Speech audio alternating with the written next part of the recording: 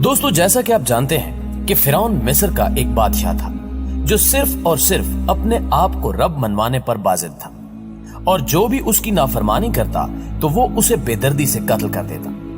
फिरौन की एक इकलौती बेटी भी थी जिसका नाम तारीख ने स्कोटिया लिखा है। स्कोटिया के बारे में कहा जाता है कि उसकी कब्र मिस्र से दूर दराज मुल्क आयरलैंड के एक छोटे से कस्बे में वाक़ है। लेकिन नाज़रीन, यहाँ सवाल ये पैदा होता है कि फिरौन की ये इकलौती बेटी मिस्र से लाखों मील दूर आयरलैंड की इस वादी में कैसे पहुंची।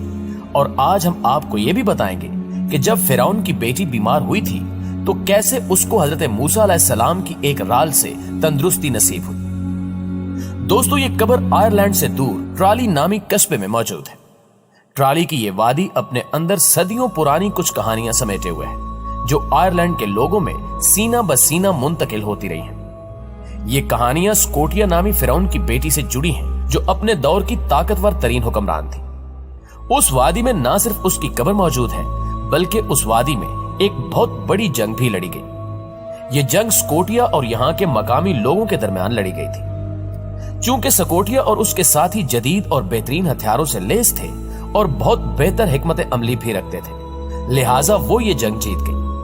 उन्होंने इस इलाके को अपना मस्कन बना लिया और इनकी आने वाली नस्लें यहीं परवान चढ़ने लगी। कदीम रिवायात के मुताबिक आयरलैंड और स्कॉटलैंड के लोग फिरौन की बेटी की नस्ल से ताल्लुक रखते हैं, इसी वजह से इनको स्कूट कहा जाता है। कदीम रिवायात के मुताबिक इस शहजादी को मोहब्बत की पादाश में मिस्र से दरबदर कर दिया गया था। असल में यह शहजादी अपने महल में मौजूद एक बदसूरत गुलाम पर आशिक हो गई थी।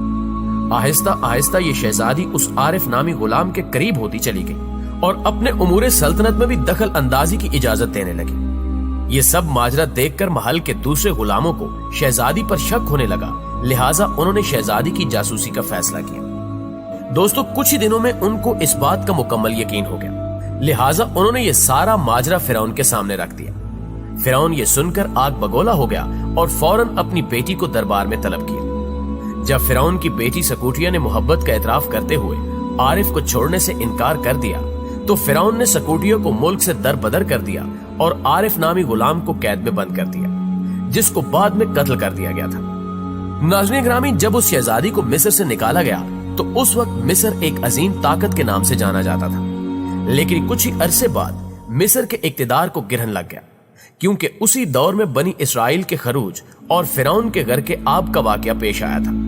जबकि कुछ मौरखीन इथियोपिया के जंगजुओं की मिस्र पर यलगार करने को भी इस दौर का वाकया करार देते हैं। मिस्र से निकाले जाने के बाद स्कोटिया ने स्पेन में क्याम किया, लेकिन कुछ नामालूम वजूहात की बिना पर उस शहजादी को यह इलाका भी रास न आया। चूंकि स्कोटिया बहुत दौलत और हीरे जवाहरात रखती थी, इसलिए इसके साथ कुछ लोग भी शामिल होते गए। स्पेन को छोड़कर यह काफिला सफर करता करता एक नामालूम जजीरे पर पहुंचा। दोस्तों, यही वो जजीरा है जिसे आज आयरलैंड कहा जाता है। जब स्कोटिया और इसके काफिले वाले यहाँ आकर आबाद हुए तो वहां के मकामी लोगों ने उनकी मुखालफत शुरू कर दी। चूंकि स्कोटिया और उसके साथी जदीद हथियार रखते थे, इसलिए उन्होंने वहां के मकामी लोगों को शिकस्त देकर वहां क्याम कर लिया और यहाँ के तमाम तर वसाइल पर भी कब्जा कर लिया।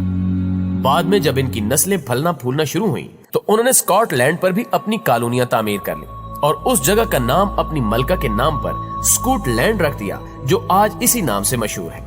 नाज़रीन, उसी इलाके में एक पत्थर भी मौजूद है जिसको किस्मत का पत्थर कहा जाता है। इस पत्थर के बारे में लोगों का मानना है कि इस पत्थर की असल मालिक भी स्कोटिया ही है। जब भी आयरलैंड और स्कॉटलैंड में किसी को राजा चुना जाता है तो उस पत्थर पर बिठाकर ताजपोशी की जाती है। ये पत्थर इतना कीमती माना जाता है कि इस पत्थर की वजह से कई जंगें भी लड़ी जा चुकी हैं, जबकि मलका स्कोटिया की मौत भी आयरलैंड में एक जंग के दौरान ही हुई थी।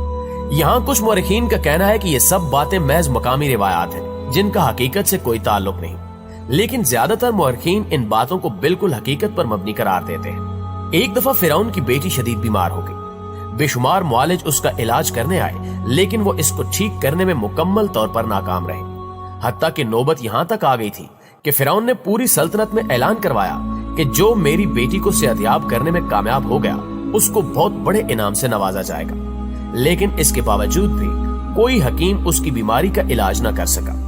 आखिरकार फिरौन को काहिनों ने बताया कि एक बच्चा दरिया नील को पार करके आएगा और अपनी राल से इस लड़की का इलाज करेगा। اب فرعون اور اس کی بیوی آسیہ کسی ایسے واقعے کا انتظار کرنے لگے۔ ایک دن فرعون اور اس کی بیوی دریا نیل کے کنارے بیٹھے ہوئے تھے کہ ان کو پانی پہ تیرتا ہوا ایک صندوق نظر آیا۔ فرعون نے صندوق کو پانی سے باہر نکالنے کا حکم دیا۔ جب فرعون کے ملازم اس صندوق کو دریا سے باہر لے آئے تو کسی کو بھی اس صندوق کو کھولنے کی ہمت نہیں ہوئی۔ آخر فرعون نے خود صندوق کھولا اور فرعون اور اس کی بیوی نے دیکھا کہ صندوق کے اندر ایک مہتاب چمک رہا ہے۔ اس چاند جیسے بچے کے چہرے سے ایک نور کی کرن پھوٹی جس نے فرعون کی بیوی کا دل منور کر دیا۔ لہٰذا یہ عورت حضرت موسیٰ علیہ السلام یعنی اس بچے کو اپنے گھر لے آئی اور پرورش شروع کر دی۔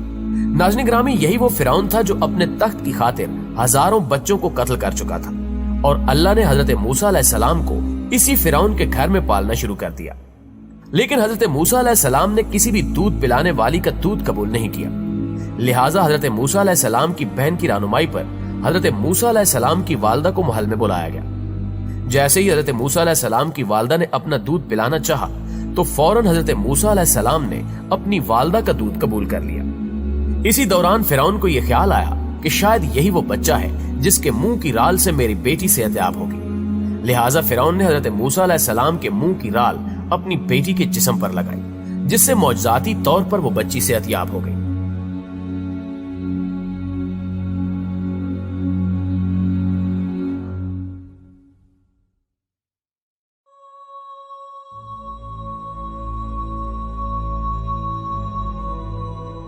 ناظرین گرامی، اس سے یہ ثابت ہوتا ہے کہ اللہ تعالیٰ جو چاہتا ہے وہ کرتا ہے۔ اگر وہ اللہ فرعون کے گھر میں حضرت موسیٰ علیہ السلام کو پال سکتا ہے تو زمین و آسمان میں اپنی قدرت کامل سے کچھ بھی کر سکتا ہے۔